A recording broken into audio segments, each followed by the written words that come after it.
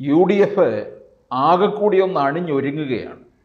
2026 വളരെ ദൂരം അല്ല, അതായത് അടുത്ത് നിൽക്കുന്നു, ഭരണത്തോടടുക്കുന്നു എന്നവർ കരുതുകയാണ്.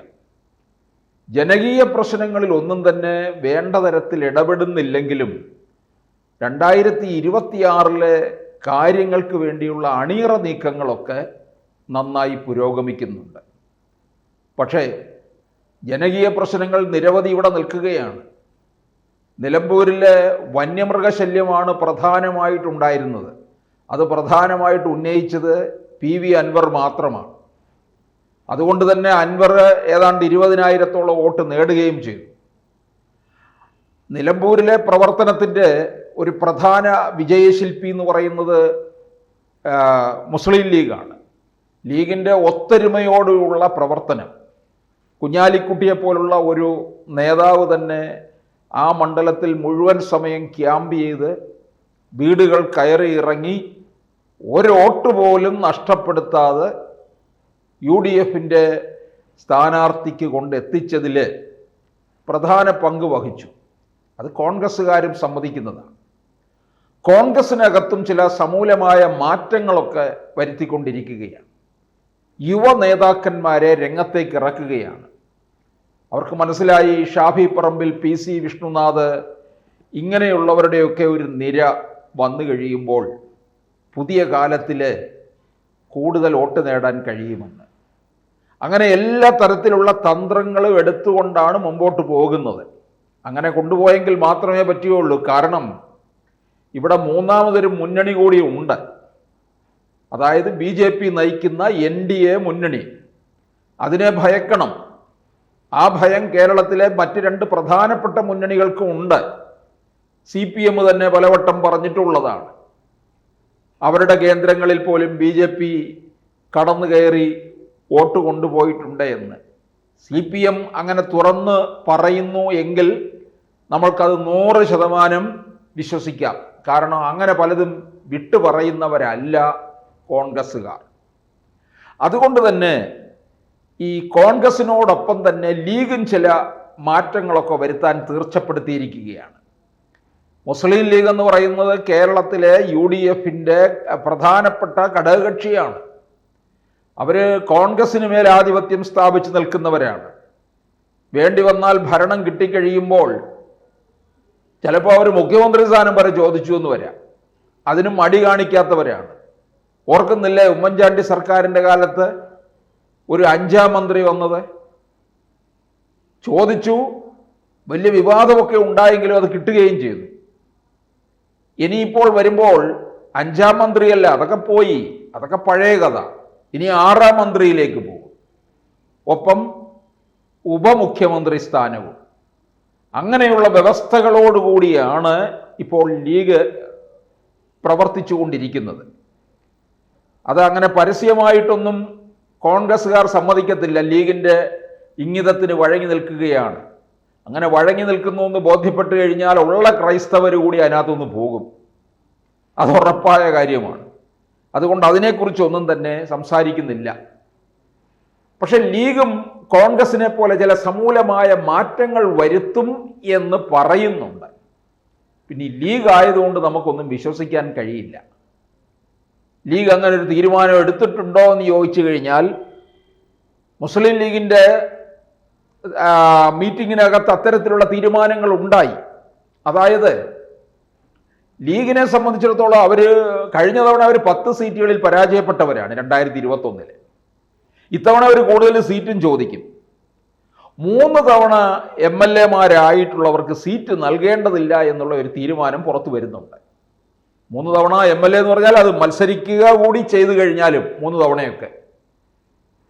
ലീഗിനകത്തെ സംബന്ധിച്ചിടത്തോളം അങ്ങനെ തന്നെ ഉണ്ട്. 1 ഡസൻ പേരുണ്ട്. എല്ലാവരും മത്സരിച്ച് നിയമസഭയിൽ എത്തിയിരിക്കുന്നവരെല്ലാം തന്നെ ലീഗിലെ താപ്പാനകളാണ്. അവരെ അങ്ങനെ എത്ര പെട്ടെന്ന് എടുത്ത് മാറ്റാൻ കഴിയുമോ എന്നുള്ളത് നോക്കേണ്ട കാര്യമാണ്. ഇപ്പോൾ തന്നെ PK ബഷീർ ഏറനാട് മണ്ഡലം രൂപീകൃതമായ നാൾ മുതലാണ്. അദ്ദേഹം നിയമസഭയിൽ ഇല്ലെങ്കിൽ പിന്നെ എന്ത് സഭ? ആ ഒരു നർമ്മം വിളമ്പുന്നത് അദ്ദേഹം മാത്രമാണ്.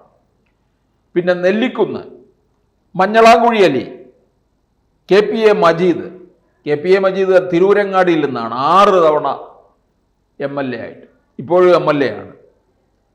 അതുപോലെ മണ്ണാർക്കാട് ഷംസുദ്ദീൻ 2011 മുതൽ. അപ്പം ഇവരെയൊക്കെ മാറ്റിയിട്ട് പുതുമുഖങ്ങളെ രംഗത്തേക്ക് ഇറക്കുക എന്നുള്ളതാണ് ലീഗ് ആഗ്രഹിക്കുന്നത്.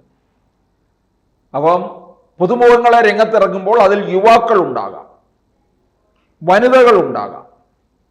മുസ്ലിം ലീഗിൽ നിന്ന് എത്ര വനിതകൾ രംഗത്തേക്ക് വരും എന്നുള്ളതും കണ്ടറിയണം. വരും എന്നുള്ളതെന്ന് പറഞ്ഞത് അവരെ വിടണ്ടേ, അവരെ ഇതിനകത്തോട്ട്. വനിതകളെ സംബന്ധിച്ചിടത്തോളം മുസ്ലിം ലീഗിൽ നിന്ന് രംഗപ്രവേശം ചെയ്യാനുള്ള സാധ്യത വളരെ കുറവാണ്. വനിതകൾ തയ്യാറാകും, പക്ഷെ ഇവർ തയ്യാറാകണ്ടേ, നേതൃത്വം, അതുണ്ടാകത്തില്ല. ഇപ്പം ഈ 3 വർഷത്തെ 3 തവണ MLA ആയവർക്ക് സീറ്റ് നൽകേണ്ടതില്ല എന്ന് പറയുമ്പോൾ, 3 തവണ എന്ന് പറയും 3 ടേം, അതായത് ഒരു 15 വർഷം അങ്ങനെ നൽകേണ്ടതില്ല എന്ന് പറയുമ്പോൾ 1 ഡസനിലധികം സീറ്റുകൾ ഒഴിയുമെന്നർത്ഥം. പിന്നെ PK കുഞ്ഞാലിക്കുട്ടിക്കും MK മുനീറിനും ഇതിൽ നിന്ന് ഇളവ് നൽകാനുള്ള സാധ്യതയുമുണ്ട്. കുഞ്ഞാലിക്കുട്ടി എന്ന് പറഞ്ഞാൽ അദ്ദേഹത്തിന് ഉപമുഖ്യമന്ത്രിയാകണം. ഉപമുഖ്യമന്ത്രി അല്ല അദ്ദേഹം ആഗ്രഹിക്കുന്നത്, അതിനും മേലെ ആഗ്രഹിക്കും, മുഖ്യമന്ത്രി സ്ഥാനം വരെ ആഗ്രഹിക്കും. 2019 എവിടെ നിന്ന് മത്സരിച്ച് വിജയിച്ച് പാർലമെന്റിലേക്ക് പോയതാണ്. 2019 പപ്പുമോൻ പ്രധാനമന്ത്രിയാകുമെന്ന് വിചാരിച്ചതാണ്. 8 നിലയിൽ പൊട്ടി വീണ്ടും ഇങ്ങു പോന്നു. കുഞ്ഞാലിക്കുട്ടി സഭയിലേക്ക് പോയി, പക്ഷേ ഇനിയും BJP ആയിരിക്കും ഇന്ത്യ ഭരിക്കാൻ പോകുന്നത്. ഇനി ഇപ്പോഴൊരിക്കലും അങ്ങോട്ടേക്ക് എത്തണ്ട എന്ന് മനസ്സിലായ കുഞ്ഞാലിക്കുട്ടി ഉടൻ തന്നെ തിരികെ പോന്നു. MP സ്ഥാനം രാജിവെക്കുകയും ഉപതെരഞ്ഞെടുപ്പിലേക്ക് പോവുകയും ചെയ്തു. കുഞ്ഞാലിക്കുട്ടി കേരള നിയമസഭയിലേക്ക് വരികയും ചെയ്തു. അപ്പോൾ ലീഗിൻ്റെ പലതരത്തിലുള്ള ആലോചനകളുണ്ട്. അപ്പോൾ MK മുനീറിനെയും കുഞ്ഞാലിക്കുട്ടിയെ ഇതിൽ നിന്ന് ഒഴിവാക്കില്ല, അവർക്ക് ഇളവ് കൊടുക്കും. എല്ലാ പാർട്ടികളിലും അങ്ങനെ ചില മുതിർന്ന നേതാക്കന്മാർക്കൊക്കെ ഇളവ് കൊടുക്കുന്നുണ്ട്. അപ്പോൾ അങ്ങനെ പുതുമുഖങ്ങളെയും യുവാക്കളെയും വനിതകളെയും ഉൾക്കൊള്ളുമ്പോൾ എത്ര പേരെ ഇവർക്ക് പുതുതായിട്ട് കൊണ്ടുവരാൻ കഴിയും എന്നുള്ളതാണ് അറിയേണ്ടത്. അതുപോലെ തന്നെ KM ഷാജിയും PK ഫിറോസിനെയും നിയമസഭയിൽ കൊണ്ടുവരണമെന്നാണ് ഇവരുടെ ആഗ്രഹം. KM ഷാജി 2011 16 MLA ആയിരുന്നു, അഴീക്കോട് മണ്ഡലത്തിൽ നിന്ന്. 21 വന്നിട്ട് 16 നികേഷ് കുമാറിനെ പരാജയപ്പെടുത്തിയാണ് അദ്ദേഹം നിയമസഭയിലെത്തിയത്. 2021 ഷാജി പരാജയപ്പെട്ടു പോയി. ഷാജി നിയമസഭയിൽ പിണറായിക്കൊരു വലിയ വെല്ലുവിളിയായിരുന്നു. നിയമസഭയിൽ പിണറായി വിജയൻ ഭയക്കുന്നത് എപ്പോഴും അന്നും ഇന്നും ഒക്കെ 2 പേരേ ഉള്ളൂ. ഒന്ന് KM ഷാജി, മറ്റൊന്ന് RMPയുടെ KK രമ. ഇവർ 2 പേരും പ്രസംഗിക്കാൻ എഴുന്നേറ്റാൽ പിണറായിയുടെ നെഞ്ചത്തേക്കാണ് ഓരോ വാക്കുകളും ചെന്ന് പതിക്കുന്നത്. KM ഷാജിയുടെ അതിഗംഭീരമായ പ്രസംഗമാണ്. അപ്പോൾ ഇത്തരത്തിൽ ഇവരെയൊക്കെ സഭയിലേക്ക് കൊണ്ടുവരണം. പിന്നെ മലപ്പുറത്ത് ജില്ലയിലാണ് ഇവർക്ക് കൂടുതൽ MLA മാരും ഉള്ളത്, ഏറ്റവും വലിയ ജില്ലയിൽ നിന്ന് തന്നെ. അവിടെ അവരുടെ മണ്ഡലങ്ങളൊക്കെ തന്നെ സുരക്ഷിതമാണ് അവർക്ക്. അപ്പോൾ ഈ താപ്പാനകളെയെല്ലാം മാറ്റിക്കഴിഞ്ഞ് പുതുനിരയെ കൊണ്ടുവരുമ്പോൾ എത്രത്തോളം അത് പ്രാവർത്തികമാകും എന്നുള്ളതാണ് ആദ്യത്തെ ചോദ്യം. അത് കഴിഞ്ഞിട്ട് ഈ യുവനിരയെ ഇങ്ങോട്ടേക്ക് കൊണ്ടുവരുമ്പോൾ അവരെത്രത്തോളം സീറ്റ് തിരികെ പിടിക്കും എന്നുള്ളതാണ്. 2026 എന്ന് പറയുന്നത് നിർണായകമാണ്. 2 തവണയായിട്ട് ഭരണത്തിൽ ഇല്ലാതിരിക്കുകയാണ്. 3ാമത്തെ തവണ പ്രധാന നേതാക്കന്മാരെ എല്ലാം മാറ്റിയിട്ട് ലീഗ് ഒരു പരീക്ഷണത്തിന് പോകുമോ എന്നുള്ളതാണ് സംശയം. കൂടുതൽ വാർത്തകളും വിശേഷങ്ങളും നിങ്ങളിലേക്ക് എത്താൻ ABC മലയാളം സബ്സ്ക്രൈബ് ചെയ്യുക, ബെൽ ബട്ടണും അമർത്തുക.